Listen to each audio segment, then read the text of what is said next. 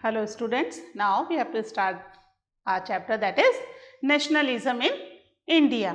Okay तो इसमें हम देख रहे थे about the civil disobedience movement कि सिविल डिसओबीडियंस मूवमेंट में किस तरह अलग अलग कम्युनिटी के अलग अलग क्लासेस के लोगों ने पार्टिसिपेट किया विद देयर ओन एस्पिरेशंस, ठीक है, लेकिन वो पूरी नहीं हो पाई तो वो उसको पार्टिसिपेशन उनके लिए एज सच फ्रूटफुल नहीं रहा. ओके आज हम बात करेंगे लिमिट्स ऑफ द मूवमेंट कि जो मूवमेंट है इसकी क्या लिमिट्स थी. ठीक है, तो पहले हेडिंग डाल लेते हैं limits of civil disobedience. The limits of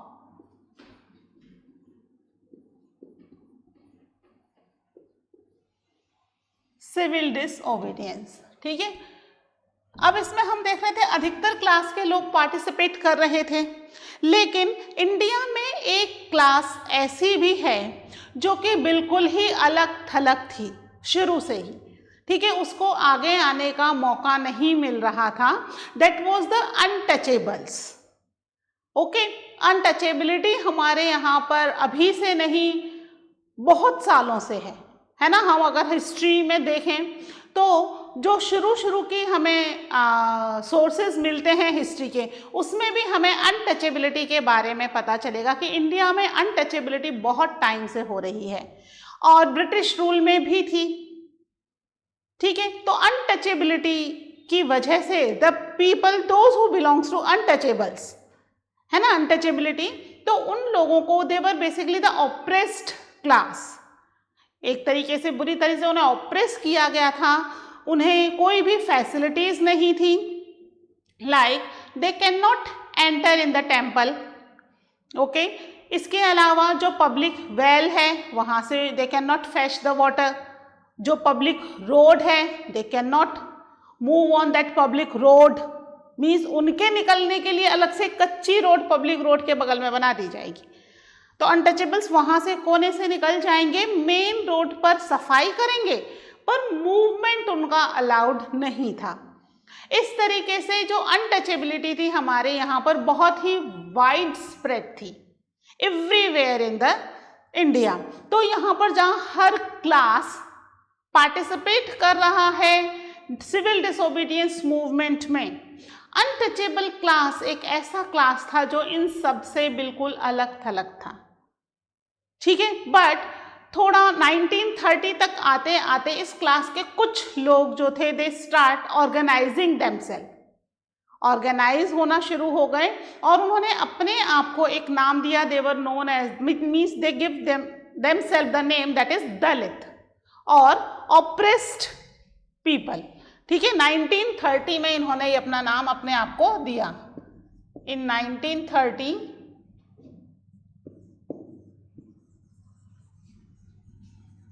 untouchables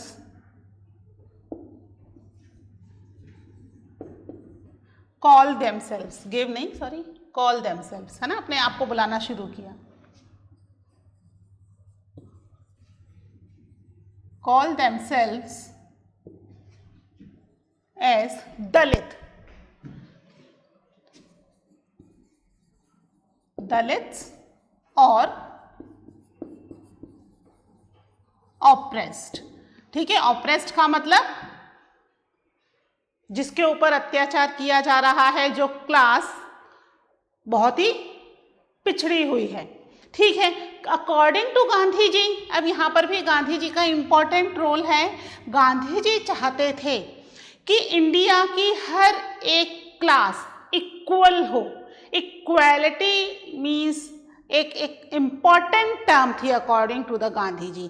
अगर हर व्यक्ति इक्वल नहीं होगा तो इंडिया चाहे कितना भी फ्रीडम फाइटिंग स्ट्रगल कर ले, इंडिपेंडेंट हो जाए, बट डेवलप कभी नहीं हो पाएगा जब तक हर क्लास इक्वल नहीं होंगी.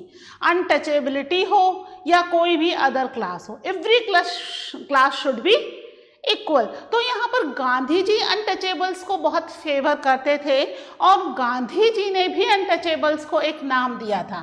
क्या नाम दिया था? गांधी जी कॉल्ड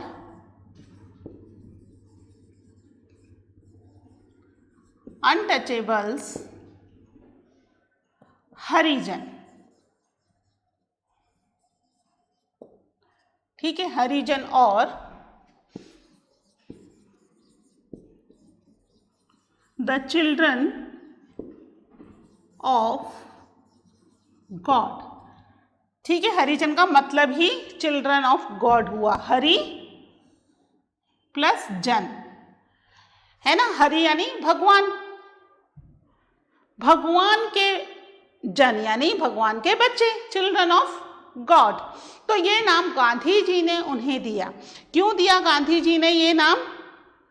जिससे कि लोग इनके काम की वजह से इनसे अनटचेबिलिटी ना करें। Why they were untouchables? Untouchability हो क्यों रही थी? देखिए, हमारे समाज में आपने पढ़ा होगा शुरू से ही 4 क्लासेस हैं, है ना, ब्राह्मण, क्षत्रिय, वैश्य, शूद्र। हर एक क्लास अपना अपना काम करती थी, है ना। शुरू में दैट वाज बाय चॉइस, कि आप चूज कर लो आप क्या करना चाहते हो। और धीरे धीरे ये क्या हो गया, बाय चॉइस ना होकर बाय बर्थ हो गया। और इसमें जो लास्ट क्लास थी शूद्र, इन्हें काम मिला साफ सफाई का, है ना। They have to clean the area, चाहे वो कैसी भी गंदगी हो, ह्यूमन वेस्ट हो, एनिमल वेस्ट हो, है ना, हर तरह की गंदगी साफ करने का काम मिला। और ये काम उन्होंने शुरू में क्यों कैसे लिया था? बाय चॉइस, कि ठीक है कोई भी नहीं कर रहा सफाई तो हम कर देते हैं, कौन सा बड़ा बात है ये, है ना, किसी ना किसी को तो सफाई करनी ही पड़ेगी। तो पहले बाय चॉइस लिया और बाद में बाय बर्थ हो गया कि भाई शूद्र के घर में अगर जन्म हुआ है तो यही काम करना है। ठीक है, और धीरे धीरे ये जो चीजें हैं वो इतनी ज्यादा हो गई क्योंकि they were doing the means they were cleaning the things, तो उनके साथ अनटचेबिलिटी होने लगी कि भाई क्योंकि गंदगी साफ कर रहे हैं तो अगर हम इनसे टच हो गए तो हम भी गंदे हो जाएंगे। तो धीरे धीरे अनटचेबिलिटी जो है वो एग्जिस्टेंस में आने लग गई और इतना ज़्यादा ये अनटचेबिलिटी हो गई कि हर चीज़ में इस क्लास को नेग्लेक्ट किया जाने लग गया।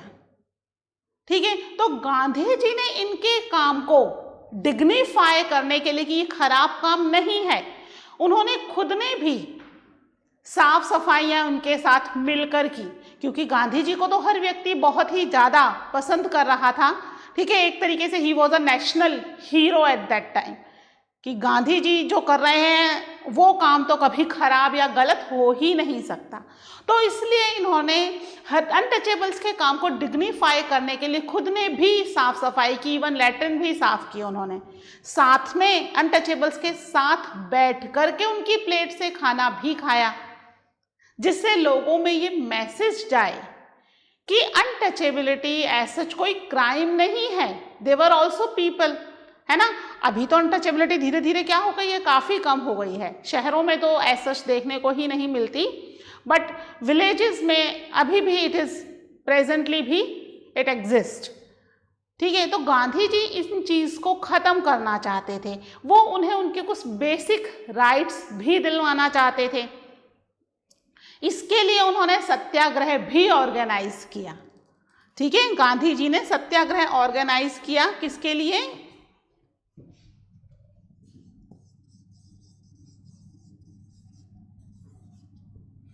Gandhi ji organized a Satyagraha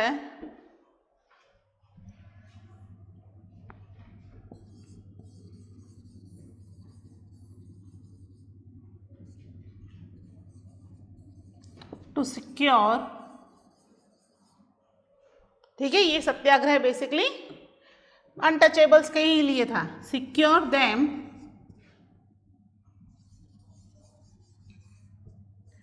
entry in the temple. ठीक है, टेम्पल में एंट्री मिल जाए इनको, इसके अलावा क्या मिले इनको? Access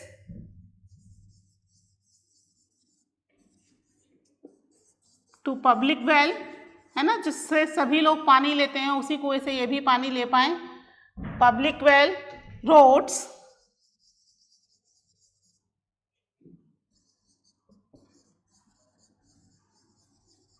and school. ठीक है, इसके लिए इन्होंने सत्याग्रह ऑर्गेनाइज किया। किसके लिए? Temple entry, entry in the temple, ठीक है, access to the public well, roads and school. ठीक है, यहाँ पर इनके बच्चे भी स्कूल नहीं जा सकते थे, अगर स्कूल जाएंगे भी तो एक कोने में नीचे बैठ करके दे हैव टू स्टडी, और दूसरे बच्चों के साथ उठना बैठना खेलना तो बिल्कुल अलाउड ही नहीं था। वैसे तो स्कूल जाना भी अलाउड नहीं था, बट कहीं अगर इसको अलाउ भी किया गया तो उन्हें एक तरीके से बिल्कुल अलग थलग कोने में बैठ करके अपना पढ़ना होता था। टीचर्स भी ऐसा कोई इंटरेस्ट नहीं लेते थे, है ना। तो यहाँ पर उन्होंने कोशिश की कि इन्हें ये राइट्स दिए जाएं कि वो टेम्पल में एंटर हो सकें। मंदिर में एंटर होना, भगवान ही अशुद्ध हो जाएंगे भाई अगर मंदिर में एंटर हो गए, मंदिर में एंट्री तक बैन थी। भगवान जो सबके लिए एक जैसे हैं, है ना, वो कैसे किसी से अशुद्ध हो सकते हैं? भगवान ने ही इसको बनाया है, हमें जिन्होंने बनाया सबको उन्होंने बनाया, तो भगवान कैसे अशुद्ध हो जाएंगे? But that is the human tendency, है ना, कि वो अपने आप को ऊपर दिखाने के लिए अनटचेबल्स को उन्होंने टेम्पल में एंट्री बैन कर दी। इवन कुएं में से पानी, पब्लिक वेल में से वाटर फैच नहीं कर सकते, कुआं खराब हो जाएगा, है ना, अपवित्र हो जाएगा। प्लस रोड पर चलने तक के लिए अलाउड नहीं था। स्कूल्स तो बहुत ही बड़ी बात है। तो इस तरीके से गांधी जी उन्हें दिलाना चाहते थे कुछ राइट्स, जिससे कि वो अपनी लाइफ एक डिग्निफाइड तरीके से जी सकें। ठीक है, इसके बाद यहाँ पर एंट्री होती है डॉक्टर B.R. अम्बेडकर जी की, जो कि एक बहुत ही वेल नोन नेम है ना। क्यों है वेल नोन नेम? क्योंकि he himself was an untouchable, और उन्होंने वो सारी परेशानियां, ये जो भी परेशानियां हैं, ये सारी परेशानियां उन्होंने देखी थी, और बड़ी ही मुश्किलों से, बहुत ही मीन्स फाइट करके सोसाइटी के साथ उन्होंने अपनी एजुकेशन कंप्लीट की, बाहर से पढ़ करके आए और सोसाइटी में अपना एक पहचान बनाई। And now he wanted to provide some facility to this class also. अब इसको, इन क्लास को फैसिलिटीज़ प्रोवाइड कराने के लिए B.R. अम्बेडकर जी ने बहुत ही ज़्यादा कोशिशें की। इसकी वजह से उनका महात्मा गांधी जी से भी कई बार आर्ग्यूमेंट हो गया, दोनों कभी भी एक मत नहीं हो पाए कुछ मैटर्स पर। ठीक है, that we will discuss. First you note down these points, okay.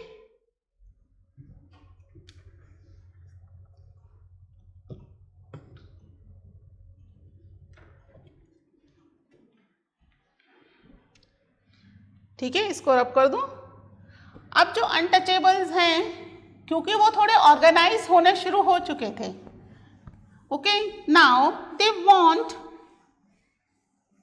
Some reservation, क्योंकि एज सच बिना रिजर्वेशन के तो उनको कहीं पर भी कोई भी इलेक्शन में पार्टिसिपेट नहीं करने दिया जाएगा, है ना। तो दे वांट रिजर्वेशन कि कुछ सीट्स केवल अनटचेबल्स के लिए ही रिजर्व कर दी जाए, तो उस पर केवल अनटचेबल्स लोग ही फाइट करेंगे। इवन एजुकेशनल इंस्टीट्यूट में भी कुछ रिजर्वेशन उन्हें प्रोवाइड किया जाए कि भाई ये जो इतनी सीट्स हैं, इनमें से कुछ सीट्स पर अनटचेबल्स के बच्चे ही पढ़ेंगे, अगर वो नहीं पढ़ते तो वो सीट्स वैकेंट ही रहेंगी, उस पर कोई और व्यक्ति नहीं स्टडी कर सकता। ये डिमांड्स उन्होंने रेस करनी शुरू की। क्या डिमांड्स रेस की? Untouchables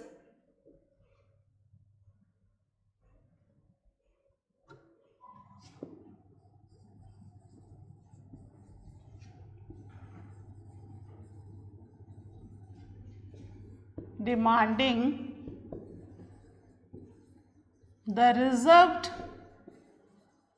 seats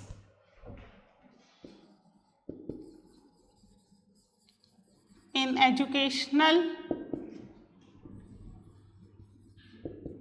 institutions and provincial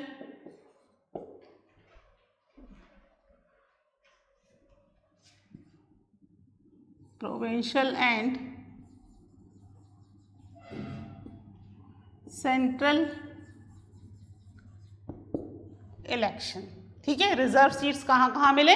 educational institutions में, और रिजर्व सीट मिले in the central and the provincial and the central election के लिए वहाँ पर मिले। ठीक है, प्रोविंशियल एंड सेंट्रल इलेक्शन के लिए क्या हो रहे थे? यहाँ पर लेजिस्लेटिव काउंसिल के हो रहे थे। सेंट्रल इलेक्शन की जगह हम लिख लेते हैं legislative council. Provincial and legislative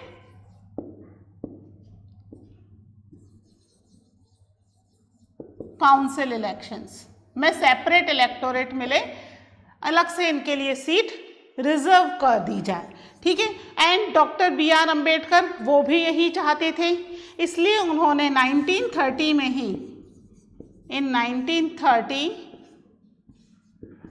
doctor B R Ambedkar organized the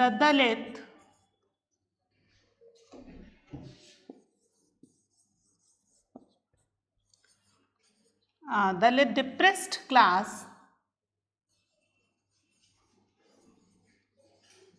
association.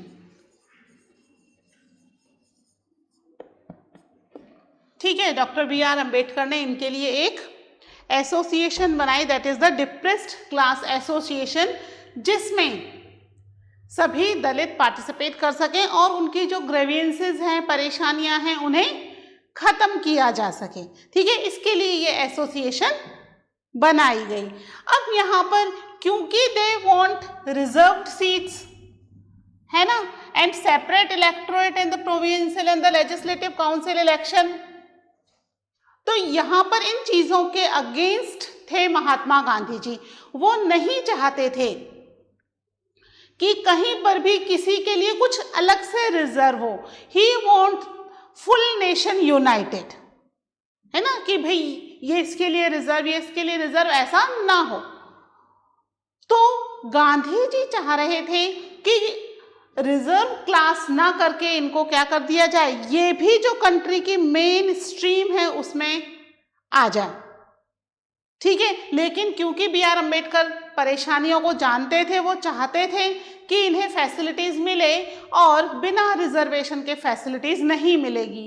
इस बात पर बी आर अम्बेडकर और महात्मा गांधी जी का काफी आपस में कॉन्फ्लिक्ट भी हुआ।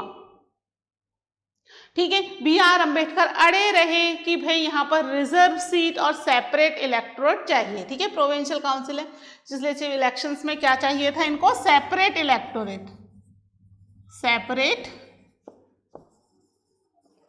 इलेक्टोरेट। ठीक है, रिजर्व सीट्स चाहिए थी कि भाई सीट्स रिजर्व रहे, वहां पर हम अपना इलेक्शन इजीली फाइट कर सकें। तो यहाँ पर आपस में ये काफी डिस्प्यूट चला और बी आर अम्बेडकर अपने ही जिद पर अड़े रहे, महात्मा गांधी जी अपनी जिद पर अड़े रहे।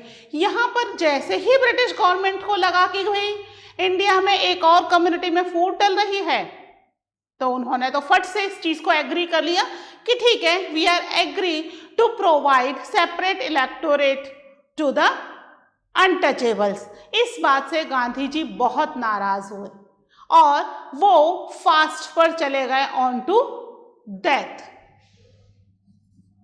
क्या किया गांधी जी ने? ठीक है, गांधी जी जो है वो he begin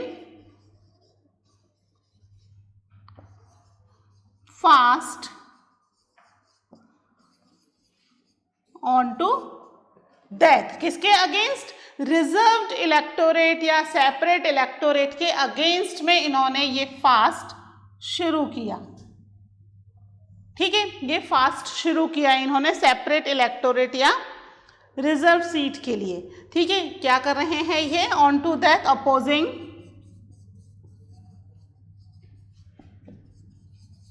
the separate electorate.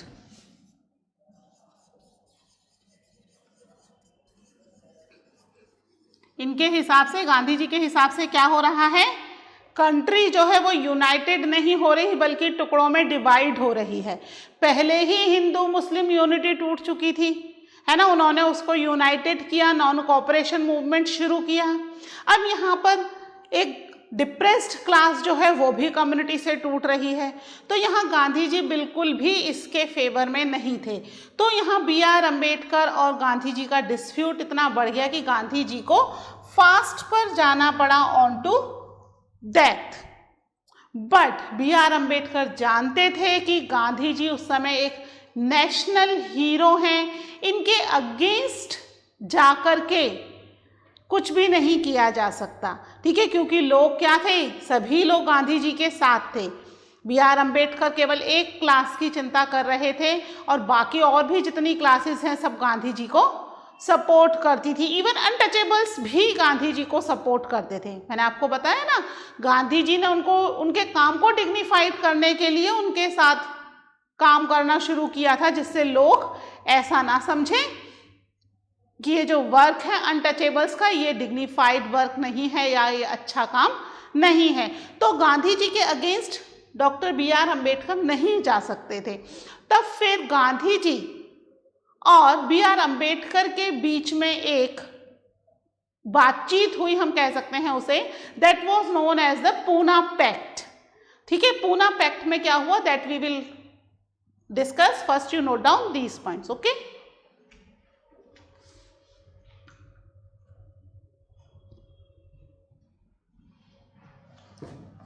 ठीक है, तो पूना पैक्ट आया 1932 में। ठीक है, 1930 से ही ये प्रॉब्लम्स चल रही हैं, है ना। अब इस प्रॉब्लम के सॉल्यूशन के लिए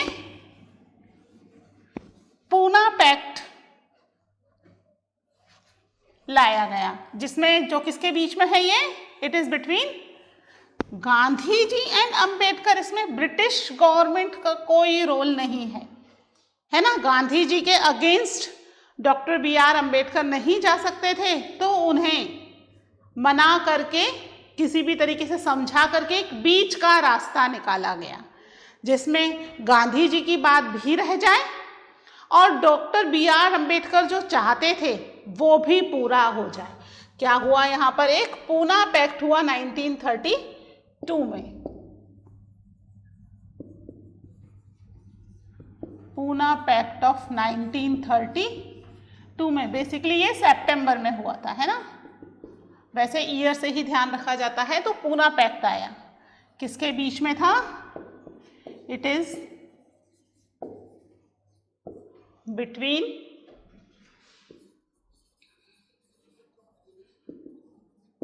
गांधी जी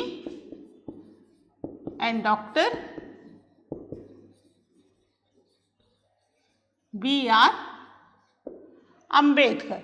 ठीक है, इन दोनों के बीच में था ये पूना पैक्ट। ठीक है, कई बार शॉर्ट क्वेश्चन में आता है कि व्हेन वाज पूना पैक्ट पास, या किन के बीच में था।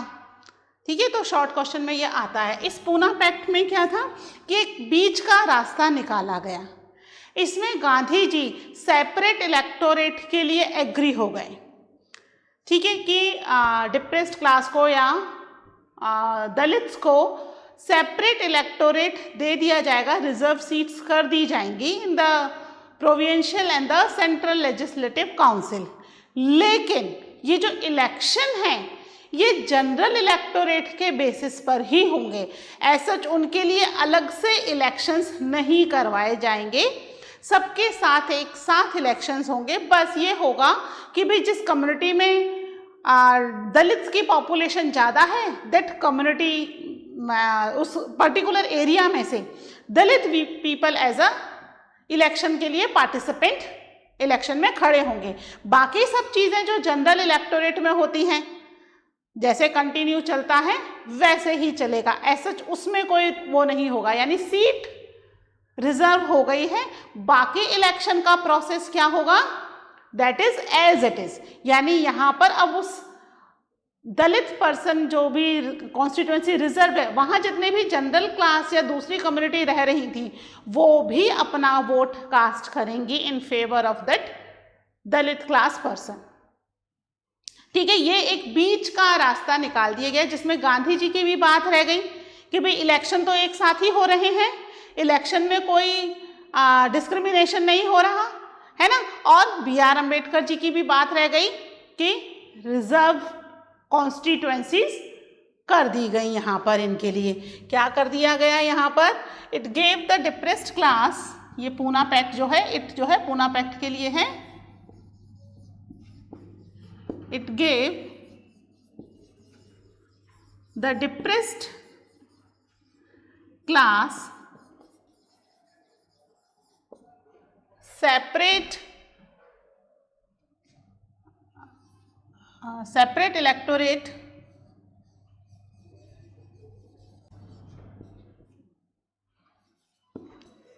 and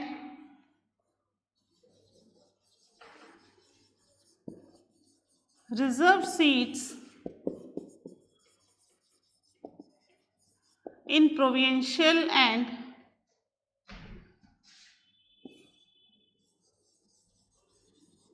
central legislative council. ठीक है, सेपरेट इलेक्टोरेट यानी सीट्स, सॉरी सेपरेट इलेक्टोरेट नहीं है, यहाँ पर सीट रिजर्व कर दी गई। ठीक है, सेपरेट इलेक्टोरेट नहीं है, सीट रिजर्व कर दी गई है। ठीक है, सेपरेट इलेक्टोरेट को तो हटा दिया गया है। ठीक है, क्या कर दिया गया? But they were voted. ठीक है, वोट का जो प्रोसेस है, वोट का प्रोसेस क्या होगा? वो यही होगा जो पहले से भी होता जा रहा था। दे वर वोटेड इन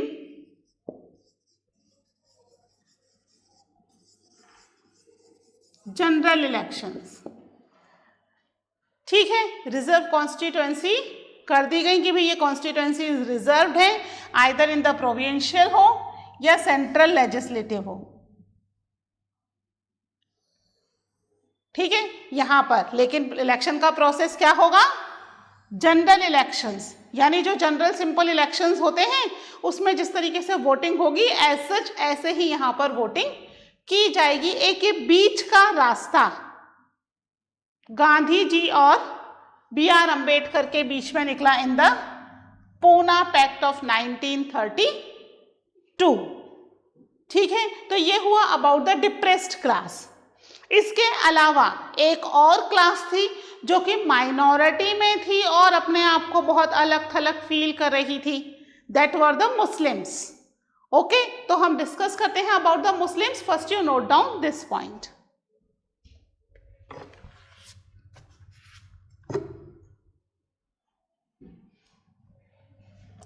ठीक है, गांधी जी ने मुस्लिम्स को यूनाइटेड करने के लिए नॉन कोऑपरेशन मूवमेंट शुरू किया था, याद है? Khilafat as well as non cooperation movement, है ना? तो यहां पर नॉन कोऑपरेशन मूवमेंट तो खत्म हो गया, उसके बाद तो सिविल डिसोबीडियंस मूवमेंट आ गया। तो what about the Muslims?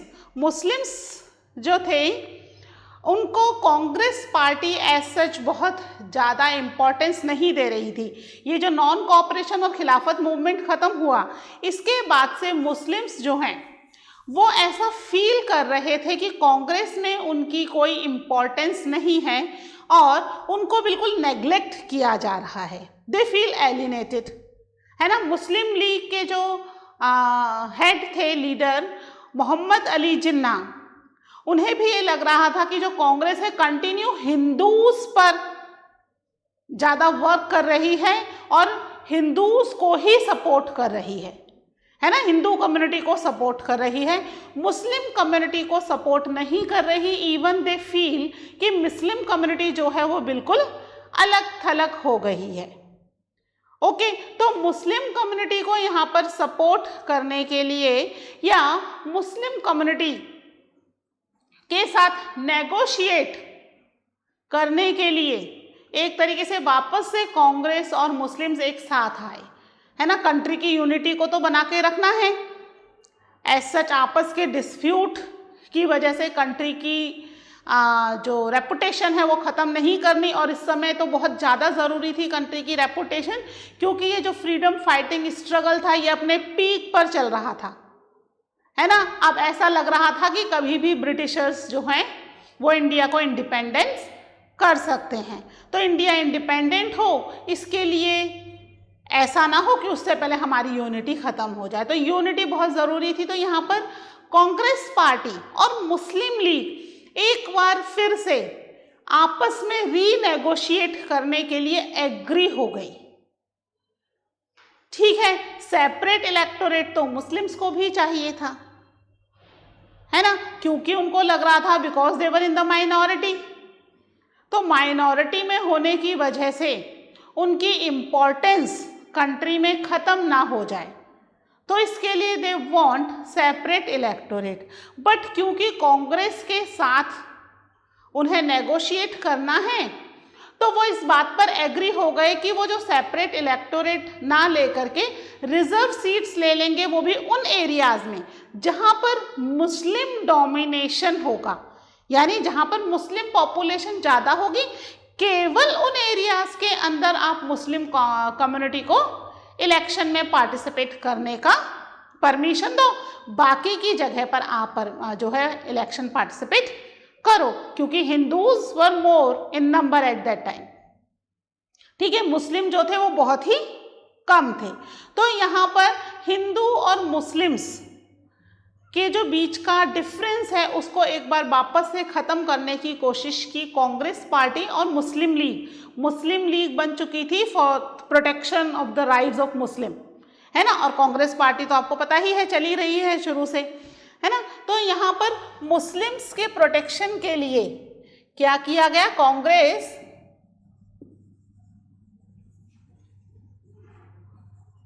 And Muslim league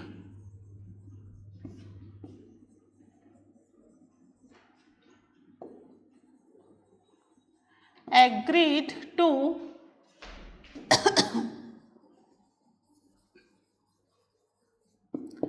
renegotiate an alliance in 1932। ठीक है, यहाँ पर रीनेगोशिएट करके एक वापस से अलायंस बनाने की कोशिश की गई, किस ईयर में, 1932 के अंदर। ठीक है, अब यहाँ पर जो इनके लीडर हैं कौन हैं, मोहम्मद अली जिन्ना। किसके लीडर हैं ये, मुस्लिम लीग, है ना। मुस्लिम लीग क्योंकि बहुत ही माइनॉरिटी वाली कम्युनिटी थी मुस्लिम्स उस समय, बहुत ज़्यादा पॉपुलेशन नहीं थी, तो मोहम्मद अली जिन्ना इनके लीडर थे और वो चाहते थे कि वो हिंदूज के साथ यूनाइटेड होकर के रहें।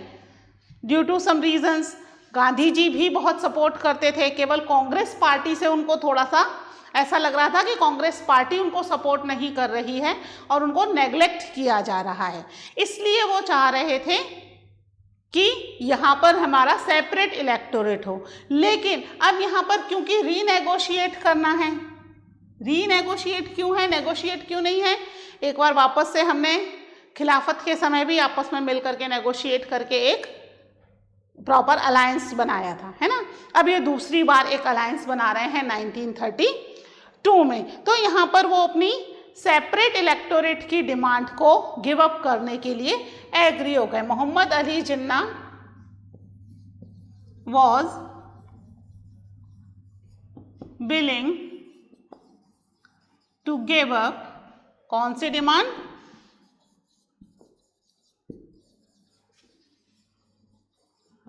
डिमांड ऑफ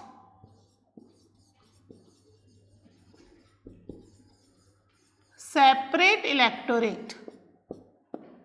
ठीक है, सेपरेट इलेक्टोरेट की डिमांड को गिव अप करने के लिए एग्री हो गए। लेकिन यहां पर क्या चाह रहे थे वो, but they want an assurance if, ठीक है, electorate if Muslims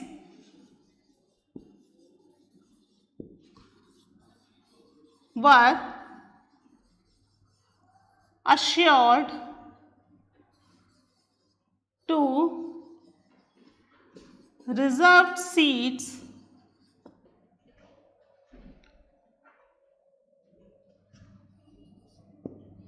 in Central Legislative Council election है ना, central legislative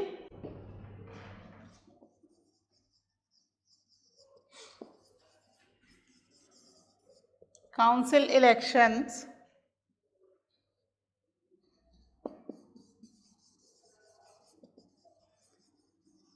and provincial elections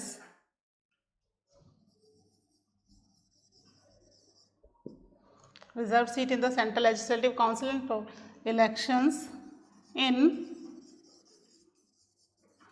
Muslim dominated regions। ठीक है, तो यहां पर आपस में इसके लिए रीनेगोशिएट होना शुरू हो गया कि भाई हम रिजर्व्ड सीट केवल मुस्लिम डोमिनेशन वाले एरिया में रिजर्व सीट्स दे दीजिए, बाकी के एरिया में आप हिंदूज की ही गवर्नमेंट बनाइए और आप ही इलेक्शन में पार्टिसिपेट कीजिए। लेकिन हिंदू महासभा के उस समय प्रेसिडेंट थे मिस्टर M.R. जयकरे, जो कि बहुत ही कट्टर हिंदू हम कह सकते हैं, है ना, बहुत ही कट्टर हिंदू थे। उन्होंने स्ट्रांगली मुस्लिम्स की डिमांड का या उनके साथ नेगोशिएशन का अपोज करना शुरू कर दिया। क्या नाम था इनका? Mister M.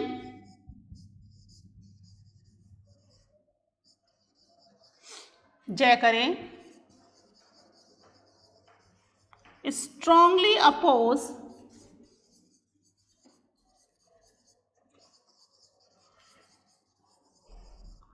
the demands of Muslim League। यानी कि एक जो उम्मीद जग रही थी कि भाई रीनेगोशिएट हो जाएगा और मिलकर के वापस से हिंदू और मुस्लिम यूनिटी के साथ again they will fight for the country, और एक इलेक्शंस में भी आपस में इन लोगों की प्रॉब्लम सॉर्ट आउट हो जाएगी। बट यहाँ पर M.R. जयकरे के स्ट्रॉन्ग अपोज की वजह से, है ना, हिंदू महासभा एक ऑर्गेनाइजेशन थी उस समय, तो ये यूनिटी वापस से खत्म हो गई। मुस्लिम्स को लग रहा था कि यहाँ पर हिंदूज जो हैं मेजॉरिटी में हैं, तो कहीं ऐसा ना हो कि कंट्री में उनका जो कल्चर है, उनका ट्रेडिशन है, धीरे धीरे डोमिनेट होना शुरू हो जाए। और इस डोमिनेशन से बचने के लिए वो चाह रहे थे कि उनको एक सेपरेट इलेक्टोरेट मिले, सेपरेट इलेक्टोरेट नहीं मिले तो एटलीस्ट रिजर्व सीट्स मिले in the few areas where they have Muslim communities. But ऐसा नहीं हुआ। तो बेसिकली सिविल डिसोबीडियंस मूवमेंट की जो हम कह सकते हैं कि इम्पॉर्टेंट लिमिटेशंस थी, वो लिमिटेशंस थी अनटचेबल्स की और द मुस्लिम कम्युनिटी, जिसकी वजह से मूवमेंट जो है वो ज़्यादा स्ट्रांगली चल नहीं पाया, है ना। यहाँ पर इन लोगों के जो एस्पिरेशंस थी या इच्छाएं थी वो फुलफिल नहीं हो पाई। रिजर्व सीट्स तो बाद में देनी पड़ी, बट इस समय जो प्रॉब्लम्स हो रही थी, क्योंकि इलेक्शंस फर्स्ट टाइम हो रहे थे और अंडर द ब्रिटिश गवर्नमेंट हो रहे थे, ठीक है, तो यहाँ पर प्रॉपर हिंदू मुस्लिम यूनिटी नहीं हो पाई और मुस्लिम पॉलिटिकल ऑर्गेनाइजेशन हम कह सकते हैं या मुस्लिम पॉलिटिकल पार्टिसिपेशन को प्रॉपर नहीं इन्होंने अपने साथ लिया कांग्रेस पार्टी ने, ठीक है। तो इसके साथ ही अपना ये टॉपिक कंप्लीट होता है, limits of the civil disobedience. आप इसको नोट डाउन कर लीजिएगा, एक बार बुक में से भी अच्छे से रीड कर लीजिएगा, it's very important topic, okay. और मिलते हैं इन द नेक्स्ट लेक्चर।